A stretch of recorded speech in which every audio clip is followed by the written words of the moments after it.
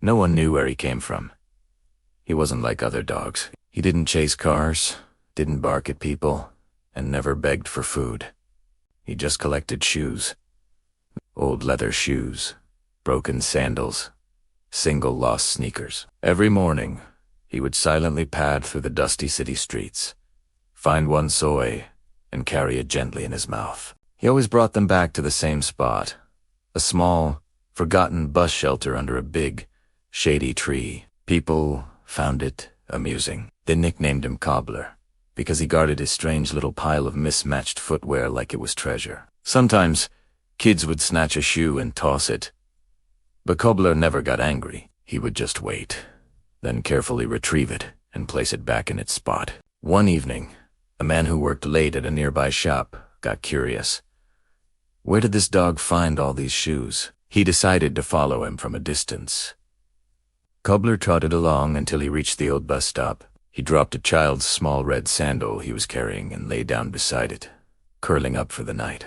That's when the man noticed something he'd never seen before. Tucked behind the shelter, almost completely hidden by overgrown vines, was a tiny memorial. It was a faded photograph of a smiling young girl, framed with a garland of dried flowers. A single red shoe in Cobbler's mouth was a perfect match for the one in the photo. Suddenly, it all clicked, and the man's heart sank. Years ago, a terrible accident had happened right at this spot. A car, a little girl, and her loyal dog. The girl hadn't survived, but her dog did. From that day on, Cobbler had spent his life bringing back every lost shoe he could find. It was as if he was still searching for the one that belonged to the little girl he could never forget. Rain, snow, or summer heat. It didn't matter. He was always there, guarding his collection. Passengers waiting for the bus would often stare at the pile, all different sizes, all worn and mismatched, but arranged with a strange, deliberate care that felt ...